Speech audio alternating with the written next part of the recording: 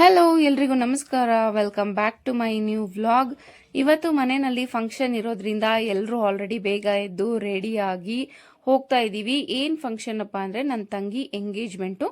ಅದಕ್ಕೋಸ್ಕರನೇ ಮೇಕಪ್ ಮಾಡಿಸ್ಕೊಳ್ಳೋದಕ್ಕೆ ಅಂತ ಹೇಳಿ ಮೇಕಪ್ ಆರ್ಟಿಸ್ಟ್ನ ಕರೆಸ್ಕೊಂಡು ರೆಡಿ ಆಗ್ತಾ ಇದ್ದಾಳೆ. ತುಂಬಾನೇ ಚೆನ್ನಾಗಿ ರೆಡಿ ಮಾಡಿದ್ರು. ಇವರು ಮೇಕ್ ಓವರ್ ಬೈ ಅಂಬಿಕಾ ಅಂತ ಹೇಳ್ಬಿಟ್ಟು ಇನ್ಸ್ಟಾಗ್ರಾಮಲ್ಲಿ ಇವ್ರದ್ದು ಅಕೌಂಟ್ ಇದೆ. ನಿಮಗೂ ಏನಾದರೂ ಬೇಕು ಅಂದರೆ ಇವ್ರನ್ನ ಕಾಂಟ್ಯಾಕ್ಟ್ ಮಾಡ್ಬೋದು.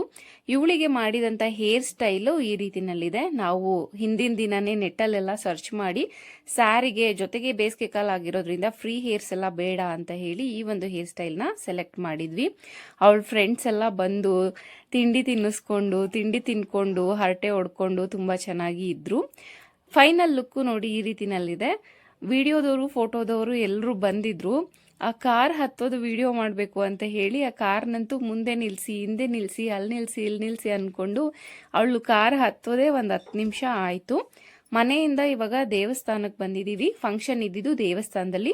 ಬಿಕಾಸ್ ಮನೆಯಲ್ಲಿ ಫಸ್ಟ್ ಫ್ಲೋರಲ್ಲಿ ಇರೋದ್ರಿಂದ ಮನೆ ಇನ್ನು ಊಟಕ್ಕೆ ಇದಕ್ಕೆ ಅರೇಂಜ್ಮೆಂಟ್ ಮಾಡಿಸೋದಕ್ಕೆಲ್ಲ ಕಷ್ಟ ಆಗುತ್ತೆ ಅಂತ ಹೇಳ್ಬಿಟ್ಟು ಬೇರೆ ಕಡೆನಲ್ಲಿ ಅರೇಂಜ್ಮೆಂಟ್ ಮಾಡಿದ್ದು. ದೇವಸ್ಥಾನದಲ್ಲಿ ಫಂಕ್ಷನ್ನು, ಅದ್ರ ಪಕ್ಕ ಒಂದು ಫೀಲ್ಡ್ ಇದೆ, ಅಲ್ಲಿ ಊಟ ತಿಂಡಿ ವ್ಯವಸ್ಥೆ ಮಾಡಿದ್ರು. ಸೊ ದೇವಸ್ಥಾನ ಆಗಿರೋದ್ರಿಂದ ಮೊದಲು ದೇವರಿಗೆ ನಮಸ್ಕಾರ ಮಾಡಿಕೊಂಡು ಫಂಕ್ಷನನ್ನು ಸ್ಟಾರ್ಟ್ ಮಾಡ್ತಾ ಇದ್ವಿ. ವೆಂಕಟರಮಣ ಸ್ವಾಮಿ ದೇವಸ್ಥಾನ ನೋಡ್ಬೋದು, ತುಂಬಾನೇ ಚೆನ್ನಾಗಿದೆ, ಜೊತೆಗೆ ತುಂಬ ದೊಡ್ಡದಾಗಿದೆ. ಓಪನ್ ಪ್ಲೇಸ್ ಇರೋದ್ರಿಂದ ಗಾಳಿ ಬೆಳಕು ಅಂತೂ ತುಂಬ ಚೆನ್ನಾಗಿ ಬರ್ತಾ ಇತ್ತು. ಇನ್ನು ಇವೆಂಟ್ ಅವ್ರಿಗೆ ಕೊಟ್ಟಿದ್ವಿ ನಾವು ಫಂಕ್ಷನ್ ಮಾಡೋದಕ್ಕೆ. ಅವರು KJ ಅಂತ ಹಾಕಿದ್ರು, ಕೃಪಾ ಮತ್ತು ಹುಡುಗನ ಹೆಸರು ಜಗನ್ ಅಂತ ಹೇಳ್ಬಿಟ್ಟು. ಹಾಗಾಗಿ ಈ ರೀತಿನಲ್ಲಿ ಡೆಕೋರೇಷನ್ನ ಸಿಂಪಲ್ ಆಗಿ ಮಾಡಿಕೊಟ್ಟಿದ್ರು. ಅವ್ರು ಮಾಡಿದಂಥ ಡೆಕೋರೇಷನ್ ಕೂಡ ತುಂಬಾನೇ ಚೆನ್ನಾಗಿತ್ತು. ತಿಂಡಿಗೆ ಉಪ್ಪಿಟ್ಟು ಕೇಸರಿ ಬಾತ್ ಮಾಡಿಸಿದ್ರು. ಟೊಮೆಟೊ ಬಾತ್ ಅನ್ಕೊಂಡಿದ್ವಿ. ಕೆಲವರು ರೈಸ್ ತಿಂತಾರೆ, ಕೆಲವರು ರೈಸ್ ತಿನ್ನೋದಿಲ್ಲ. ಹಾಗಾಗಿ ಇದಾದ್ರೆ ಎಲ್ರಿಗೂ ಓಕೆ ಅನ್ಸುತ್ತೆ ಅಂದ್ಬಿಟ್ಟು ನಮ್ಮ ಮಾವ ಗೋವಾದಿಂದ ಬಂದಿದ್ರು. ಅವರು ತಿಂಡಿ ಬಡಿಸೋದ್ರ ಕಡೆ ಎಲ್ಲ ಗಮನ ಕೊಟ್ಟು ತುಂಬ ಚೆನ್ನಾಗಿ ನೋಡ್ಕೊಳ್ತಾ ಇದ್ರು. ಇನ್ನು ನನ್ನ ಮಗ ಅಂತೂ ಯಾರು ಹೆಂಗಾದ್ರೂ ಮಾಡ್ಕೊಳ್ಳಿ, ಯಾವ ಫಂಕ್ಷನ್ ಇದ್ರೆ ನನಗೇನು, ಯಾರೇನು ಮಾಡ್ತಿದ್ರೆ ನನಗೇನು ಅನ್ನೋ ರೀತಿನಲ್ಲಿ ಫುಲ್ಲು ಕೆಳಗಡೆ ಬಿದ್ದು ಒದ್ದಾಡ್ಕೊಂಡು ಫೋನ್ ನೋಡ್ತಾ ಇದ್ದ. ಇವರೆಲ್ಲ ನಮ್ಮ ಅಮ್ಮನ ಅಕ್ಕ ತಂಗಿ ಅತ್ತಿಗೆದಿರು ಎಲ್ಲರೂ ಫಂಕ್ಷನ್ನಲ್ಲಿ ಅಪರೂಪಕ್ಕೆ ಮೀಟ್ ಆಗೋದ್ರಿಂದ ಕೂತ್ಕೊಂಡು ಮಾತಾಡ್ತಾ ಇದ್ರು. ಇವರೇ ನಮ್ಮ ಆಂಟಿ, ಆಲ್ಮೋಸ್ಟ್ ನಿಮಗೆ ಗೊತ್ತೇ ಇರುತ್ತೆ, ಹುಡುಗಿರಮ್ಮ. ನಾವು ಇಲ್ಲೇ ಇದ್ದಿದ್ರಿಂದ ದೇವಸ್ಥಾನಕ್ಕೆ ಬೇಗ ರೀಚ್ ಆದ್ವಿ. ಬಟ್ ಗಂಡಿನ ಕಡೆಯವರು ಬಸ್ಸಲ್ಲಿ ಹಿರಿಯೂರಿಂದ ಬಂದ್ರು, ಕೆಲವರು ಕಾರಲ್ಲಿ ಬಂದಿದ್ರು, ಇನ್ನ 1 ಬಸ್ ಜನ ಬಂದಿದ್ದು. ಹಾಗಾಗಿ ಸ್ವಲ್ಪ ಲೇಟ್ ಆಯ್ತು. ಬಂದಿದ ತಕ್ಷಣನೇ ಅಫಿಷಿಯಲ್ ಎಂಗೇಜ್ಮೆಂಟ್ ಪ್ರೋಗ್ರಾಮ್ ಸ್ಟಾರ್ಟ್ ಆಯ್ತು.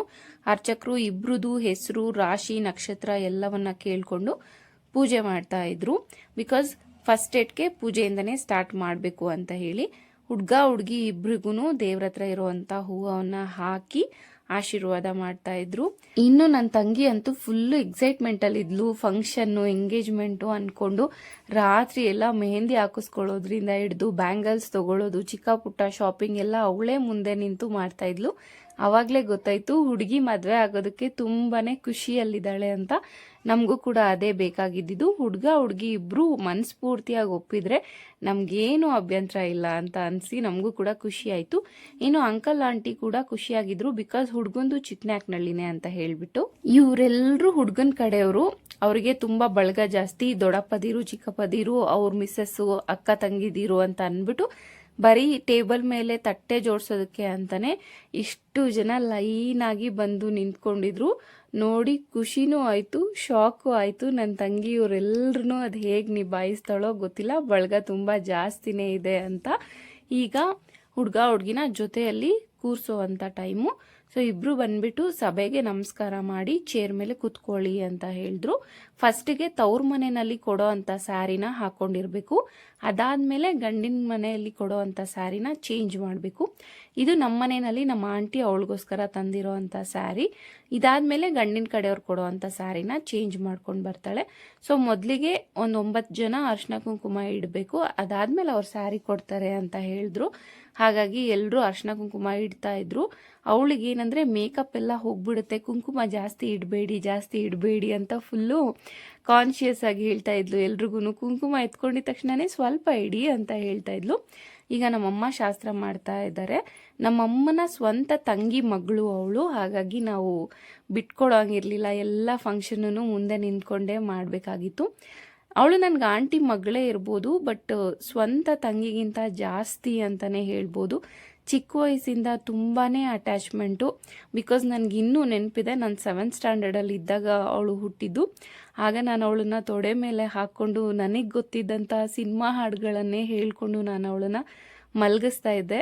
ಇವತ್ತು ಇಷ್ಟು ದೊಡ್ಡವಳಾಗಿ ಅವಳ ಮದುವೆನ ನಾನು ಮುಂದೆ ನಿಂತ್ಕೊಂಡು ಮಾಡ್ತಾ ಇದ್ದೀನಿ ಅಂದರೆ ನಂಬೋಕೆ ಆಗ್ತಾ ಇಲ್ಲ. ಎಷ್ಟು ಬೇಗ ಟೈಮ್ ಚೇಂಜ್ ಆಗೋಗುತ್ತೆ. ನಾನು ಬೆಳೆದೆ, ಅವಳು ಬೆಳೆದ್ಲು, ನನ್ನ ಮಕ್ಕಳಿಗೆ ಅವಳು ಚಿಕ್ಕಮ್ಮ ಆದ್ಲು. ಬಟ್ ನಾನು ಅವಳಿಗೆ ಯಾವತ್ತಿದ್ರೂ ಅಮ್ಮನ ಸ್ಥಾನದಲ್ಲೇ ಇರ್ತೀನಿ. ಅವಳು ಕೂಡ ನನ್ನನ್ನು ಹಾಗೇ ನೋಡ್ತಾಳೆ. ಇವತ್ತೇನು ಅವಳ ಎಂಗೇಜ್ಮೆಂಟ್ನ ಇಷ್ಟು ಖುಷಿಯಿಂದ ಮಾಡ್ತಾ ಇದ್ದೀನಿ, ಮುಂದೆ ಅವಳ ಮದುವೆನೂ ಕೂಡ ಅಷ್ಟೇ ಮುತುವರ್ಜಿಯಿಂದ ಮಾಡ್ತೀನಿ. ಇನ್ನು ದೇವಸ್ಥಾನದ ಹತ್ರನೇ ಗೊತ್ತಿರೋರ್ದೊಬ್ರದ್ದು ಮನೆ ಇತ್ತು. ಅಲ್ಲಿ ಹೋಗ್ಬಿಟ್ಟು ಸ್ಯಾರಿಯನ್ನು ಚೇಂಜ್ ಮಾಡಿಕೊಂಡು ಬಂದ್ಲು.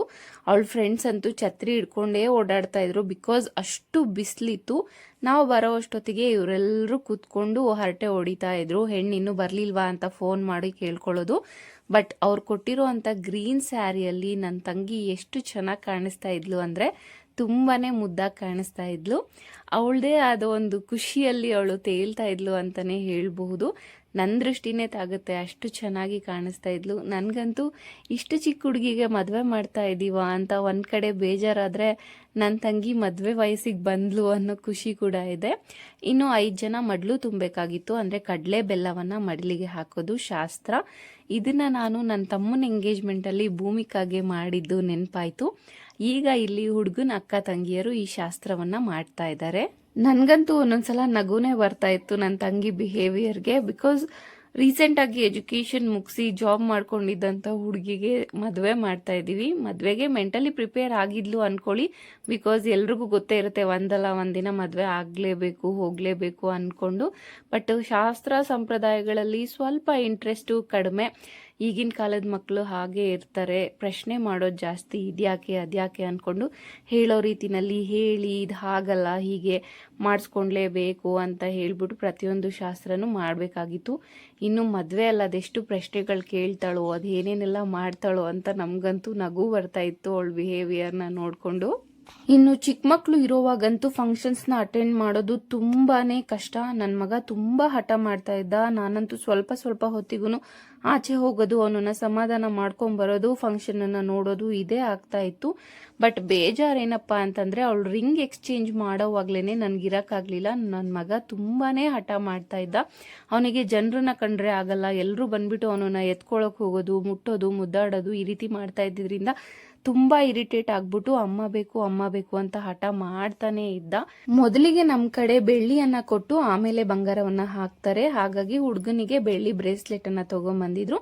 ಇನ್ನು ಅವರು ಅವಳಿಗೆ ಕಾಲ್ ಚೈನ್ ಅನ್ನ ತಗೊಂಬಂದಿದ್ರು. ಈ ಎಲ್ಲ ಇವೆಂಟನ್ನ ನಾನು ಕಣ್ಣಾರೆ ನೋಡೋದಕ್ಕಾಗಲಿಲ್ಲ. ಅವಳ ಫ್ರೆಂಡ್ ಕೈಯಲ್ಲಿ ಫೋನ್ ಕೊಟ್ಟು ಹೋಗಿದ್ದೆ, ಪ್ಲೀಸ್ ರೆಕಾರ್ಡ್ ಮಾಡಿ ಅಂತ ಹೇಳ್ಬಿಟ್ಟು. ಬಿಕಾಸ್ ನನ್ನ ಮಗ ಅಂತೂ ಎಷ್ಟು ಅಳ್ತಾ ಇದ್ದ ಅಂದರೆ ಅಲ್ಲಿರೋರೆಲ್ಲರೂ ಗಾಳಿಗೆ ಆಚೆ ಕರ್ಕೊಂಡೋಗಿ ಅವ್ನು ತುಂಬ ಹಠ ಮಾಡ್ತಾ ಇದ್ದಾನೆ ಅಂತ ಹೇಳೋವಷ್ಟು ಅಳ್ತಾ ಇದ್ದ. 3 ದಿನದಿಂದ ಪ್ರಿಪ್ರೇಷನಲ್ಲಿ ಇದ್ಕೊಂಡು ಈ ಒಂದು ಮೂಮೆಂಟಿಗೆ ಕಾಯ್ತಾ ಇದ್ದೆ. ಬಟ್ ಇದನ್ನು ಕಣ್ಣಾರೆ ನೋಡೋಕ್ಕಾಗಲಿಲ್ವಲ್ಲ ಅಂತ ಬೇಜಾರಾಯಿತು. ಅವಳು ಕೂಡ ಹುಡುಕ್ತಾ ಇದ್ಲಂತೆ ನಾನು ಎಲ್ಲಿದ್ದೀನಿ ಅಂತ ಹೇಳ್ಬಿಟ್ಟು. ಅದು ಸ್ವಲ್ಪ ಬೇಜಾರಾಯಿತು. ಬಟ್ ನನ್ನ ತಂಗಿ ಖುಷಿಯಾಗಿದ್ಲಲ್ಲ, ನನಗೂ ಖುಷಿ ಆಯಿತು. ಇನ್ನು ಇವರು ನಮ್ಮ ದೊಡ್ಡ ಮಾವ ಗೋವಾದಿಂದ ಬಂದಿದ್ರು. ನಮ್ಮ ಮನೆಯಲ್ಲಿ ಯಾವುದೇ ಫಂಕ್ಷನ್ ಇದ್ರೂ ಮಿಸ್ ಮಾಡಲ್ಲ. ಅವರು ಅವ್ರ ದೊಡ್ಡ ಮಗಳು ಅಷ್ಟು ದೂರದಿಂದ ಬಂದಿದ್ರು. ಅದಕ್ಕೆ ನಮ್ಮ ಆಂಟಿ ತವ್ರ ಮನೆ ಕಡೆಯಿಂದ ನೀನೇ ಬಂದಿರೋದು, ನೀನೇ ಫಸ್ಟ್ ಆಶೀರ್ವಾದ ಮಾಡು ಅಂತ ಹೇಳ್ತಾ ಇದ್ರು. ಇನ್ನು ಇವನು ಹುಡುಗಿಯವ್ರ ಅಣ್ಣ, ಅವನಿಗೂ ಕೂಡ ಏನೂ ಗೊತ್ತಾಗಲ್ಲ. ಅಕ್ಷತೆ ಹಾಕು ಅಂದರೆ ಹುಡುಗಂಗೂ ಹಾಕ್ಬೇಕಾ ಅಂತ ಕೇಳ್ತಾ ಇದ್ದ. ಇವರು ಫೋಟೋಸ್ ತೆಕ್ಕೊಳ್ಳೋ ಅಷ್ಟರಲ್ಲಿ ನಾನು ಕೇಕ್ ತೊಗೊಂಡೋಗೋಣ ಅಂತ ಬಂದೆ. 1 ಡೇ ಬಿಫೋರೇನೆ ಆರ್ಡ್ರ್ ಕೊಟ್ಟಿದ್ವಿ. ರೆಡ್ ವೆಲ್ವೆಟ್ ಕೇಕು ಹಾರ್ಟ್ ಶೇಪಲ್ಲಿ ಹೀಗೆ ಇರಬೇಕು ಅಂತ ಹೇಳಿದ್ದೆ. ಕೃಪಾ ಮತ್ತು ಜಗನ್ ಅಂತ ನೇಮ್ ಎಲ್ಲ ಇರಬೇಕು ಅಂತ ಹೇಳಿ. ಬಟ್ ಅವ್ರು ನಾನು ಹೋದ್ರೂ ರೆಡಿ ಮಾಡಿರಲಿಲ್ಲ. ಬೈದು ರೆಡಿ ಮಾಡಿಸ್ಕೊಂಡು ತೊಗೊಂಬಂದ್ವಿ. ಹುಡುಗನ ಕಡೆಯವರು ಕೂಡ ಕೇಕನ್ನ ತಂದಿದ್ರು. ಇದನ್ನ ಎಕ್ಸ್ಪೆಕ್ಟ್ ಮಾಡಿರಲಿಲ್ಲ, ಅವ್ರ ಕಡೆಯವರು ತರ್ತಾರೆ ಅಂತ ಹೇಳಿ. ನಾವು ಬರೋ ಅಷ್ಟೊತ್ತಿಗೆ ಇವರೆಲ್ಲ ಅರೇಂಜ್ಮೆಂಟ್ ಮಾಡಿದ್ರು, ಟೇಬಲ್ ಮೇಲೆಲ್ಲ ತೆಗೆದು. ಸೊ ಈ ಟೇಬಲ್ ಮೇಲೇ ನಮ್ಮ ಕೇಕನ್ನು ಇಟ್ಬಿಟ್ಟು ಕಟ್ ಮಾಡಿಸಿದ್ರೆ ಆಯಿತು ಅಂತ ಹೇಳಿ ಫಸ್ಟ್ ಕೇಕನ್ನ ಅವ್ರು ಕಟ್ ಮಾಡ್ತಾ ಇದ್ದಾರೆ. ಇವರು ಕೇಕ್ ಕಟ್ ಮಾಡೋವಾಗ ಅಕ್ಕಪಕ್ಕದಲ್ಲಿದ್ದ ಚಿಕ್ಕ ಮಕ್ಕಳೆಲ್ಲರೂ ಹ್ಯಾಪಿ ಬರ್ತ್ಡೇ ಅಂತ ಹೇಳ್ತಾ ಇದ್ರು. ಎಲ್ಲರೂ ನಗ್ತಾ ಇದ್ರು. ಬಿಕಾಸ್ ಇಲ್ಲಿ ಏನು ನಡೀತಾ ಇದೆ ಅನ್ನೋದು ಅವ್ರಿಗೆ ಐಡಿಯಾ ಇರಲ್ಲ. ಕೇಕ್ ಕಟ್ ಮಾಡ್ತಾ ಇದ್ದಾರೆ, ವಿಶ್ ಮಾಡಬೇಕು ಅನ್ನೋದು ಒಂದೇ ಅವ್ರ ತಲೆನಲ್ಲಿ ಇರುತ್ತೆ. ನನ್ನ ಮಗಳಿಗಂತೂ ಕೇಕ್ ಮೇಲೇ ಕಣ್ಣು. ಅವ್ರು ಕಟ್ ಮಾಡೋ ಅಷ್ಟೊತ್ತಿಗೆ ನಾನು ತಿನ್ಬಿಡ್ಬೇಕು ಅಂತ ಹೇಳಿ ಕೇಕ್ನೇ ನೋಡ್ತಾ ಇದ್ಲು. ನನ್ನ ಮಗನಿಗೆ ಕೊಟ್ಟರೆ ತಿಂತಾನೆ, ಇಲ್ಲ ಅಂದರೆ ಇಲ್ಲ. ಬಟ್ ಮಗಳಿಗೆ ಎಲ್ಲದು ಗೊತ್ತಾಗೋದ್ರಿಂದ ಕೇಕ್ ಕಂಡ್ರೆ ಸಾಕು ಅವಳೇ ಕಟ್ ಮಾಡಬೇಕು ಅಂತ ಆಸೆ ಪಡ್ತಾ ಇದ್ಲು. ಅದಕ್ಕೆ ಹೇಳಿ ಸಮಾಧಾನ ಮಾಡಿದ್ವಿ, ಇನ್ನೂ ಒಂದು ಕೇಕ್ ಇದೆ ಅದನ್ನು ನೀನೇ ಕಟ್ ಮಾಡುವಂತೆ, ಸದ್ಯಕ್ಕೆ ಸುಮ್ಮನೆ ಇರು ಅಂತ ಹೇಳಿ. ಈಗ ನಾನು ತಂದಿರುವಂಥ ಕೇಕನ್ನು ಕಟ್ ಮಾಡುವಂಥ ಟೈಮು 2 ಕೇಕು ಎಷ್ಟು ಚೆನ್ನಾಗಿತ್ತು ಅಂತಂದರೆ, ಕಟ್ ಮಾಡಿ ಸೈಡಲ್ಲಿ ಇಟ್ಟಿದ್ದು ಒಂದೇ ನೆನಪಿರೋದು, ಹೇಗೆ ಖಾಲಿ ಆಯಿತು ಅಂತಲೇ ಗೊತ್ತಾಗಲಿಲ್ಲ. ಬಿಕಾಸ್ ಅಷ್ಟೊಂದು ಜನ ಇದ್ದರು. ಇನ್ನು ಕೇಕ್ ಯಾವ ಫ್ಲೇವರ್ ಬೇಕು ಅಂತ ಅವಳನ್ನೇ ಕೇಳಿದ್ದೆ ನಾನು. ರೆಡ್ ವೆಲ್ವೆಟ್ ಅಂದಿದ್ದಕ್ಕೆ ಅದೇ ಫ್ಲೇವರಲ್ಲೇ ಮಾಡಿಸಿದ್ದು. ಕೇಕ್ ತುಂಬ ಚೆನ್ನಾಗಿ ಮಾಡಿಕೊಟ್ಟಿದ್ದ.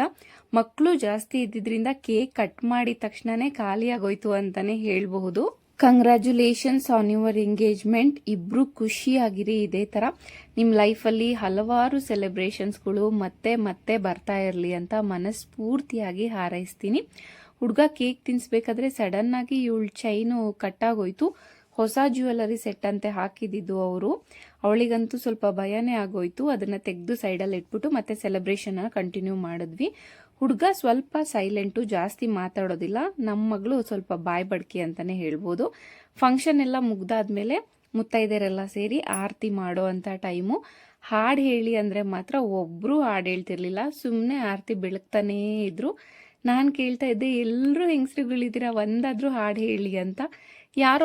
ಒಬ್ಬರು ಸ್ಟಾರ್ಟ್ ಮಾಡಿದ್ರೆ ಇನ್ನೊಬ್ರು ಹೇಳಿ ಅಂತ ಇದ್ರು, ಬಟ್ ಯಾರೂ ಹೇಳಲಿಲ್ಲ. ಅದಾದಮೇಲೆ ಹಾಡು ಹೇಳಿದ್ರೆ ಮಾತ್ರನೇ ಆರತಿ ತಟ್ಟೆಗೆ ದುಡ್ಡು ಹಾಕೋದು, ಇಲ್ಲ ಅಂದರೆ ಇಲ್ಲ ಅಂತ ಹೇಳಿ ಒಂದು ಸ್ವಲ್ಪ ಹೊತ್ತು ಫನ್ ಮಾಡಿಕೊಂಡು ಹುಡುಗಿನ ರೇಗಿಸ್ಕೊಂಡು ಫಂಕ್ಷನನ್ನು ಮುಗಿಸಿದ್ವಿ. ಒಂದಷ್ಟು ಫೋಟೋ ಸೆಷನ್ ಇದ್ವು. ಇವರೇ ನನ್ನ ತಂಗಿ ಅತ್ತೆ ಮಾವ.